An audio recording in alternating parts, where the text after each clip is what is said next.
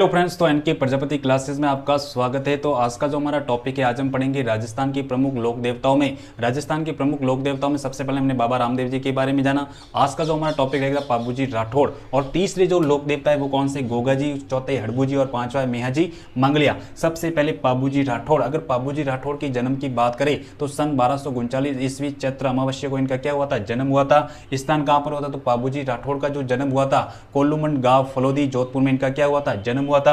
आगे हम देखें तो एक विद्वान हुए थे मोहनत नैसी के अनुसार पाबूजी का जो जन्म हुआ था बाड़मेर के पास जूना ग्राम में एक अप्सरा की कोख से इनका क्या हुआ था? जन्म हुआ था। पिता की बात करें तो पाबूजी के जो पिता थे धांधल जी राठौड़, और उनकी माता का नाम, माता की बात करें तो कमला दे। कौन सी दे? कमला दे। अगर इनके भाई की बात करें तो इनके भाई का नाम क्या था? बूढ़ू जी था। इनके गुरु की बात करें तो इनके गुरु का नाम था समर्थ भारती था।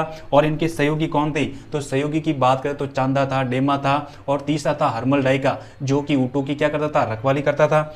आगे हम देखें इनकी घोड़ी का नाम, तो पाबूजी की जो घोड़ी थी केसर काल में इनकी घोड़ी का नाम था। इनकी पत्नी की बात करें तो शुपियार दे या फुलम दे, जो कि अमरकोट के जो राजा थे सूरजमल सोडा की क्या थी? पुत्री थी। प्रतीक चिन्ह क्या है? तो भालाली अश्वारोही, जिनकी पगड़ी कैसी है भाई? और झुकी हुई है। आगे हम देखते हैं सबसे पहले पाबूजी के उपनाम। क्या क्या पाबूजी के उपनाम थे? तो सबसे पहले ऊँटों के जो देवता है पाबूजी राठौड़ को माना जाता है। दूसरा है रायका जाति के जो आराध्य देव वो कौन है? पाबूजी राठौड़। लक्ष्मण के अवतार भी पाबूजी राठौड़ को माना जाता है। और प्लेग रोग रक्षक देवता भी किसे माना जाता है? पाबूजी राठौड़ को। हाड़ फाड़ वाले देवता भी कहाँ गया है? और गो रक्षक देवता, मतलब गो रक्षक देवता कौन है? पाबूजी राठौड़। पाबूजी के जो उपासक होते हैं पाबूजी की याद में कौन सा नृत्य करते? थाली नृत्य करते। अब पाबूजी के मंदिर को हम क्या कहते थे? मंड कहते थे। और जो पाबूजी का जो मुख्य मंदिर की बात करें तो कोलूमंड फलोदी जोधपुर में इनका मुख्य मंदिर है, जहां पर मेला जो है प्रतिवर्ष चैत्र अमावस्या को यहाँ पर क्या लगता है? इनका मेला लगता है। मेहर जाति के जो मुसलमान होते हैं पाबूजी को क्या मानते थे? पीर मानते थे। रेबारी व थोरी जाति के लोग पाबूजी की जो पावड़े का वाचन किसके साथ करते थे? माट वाद्य यंत्र के साथ करते थे। और सन 2018 में राजस्थान सरकार ने कोलूमंड फलोदी में एक पैनोरमा का निर्माण करवाया। आगे देखते हैं पाबूजी का वाचन जो है थोरी जाति के लोग जो होते थे सारंगी वाद्य यंत्र के साथ करते।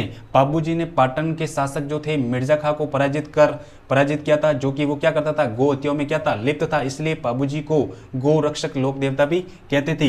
पाबूजी पर लिखे गए कौन कौन से ग्रंथ थे? तो सबसे पहले अगर हम बात करें तो पाबू प्रकाश में पाबूजी की जीवनी लिखी हुई है, जो कि मोरजी आसिया के द्वारा लिखा गया। दूसरा हम देखें पाबूजी की जो बात है वो लक्ष्मी कुमारी चुंडावत के द्वारा लिखी गई।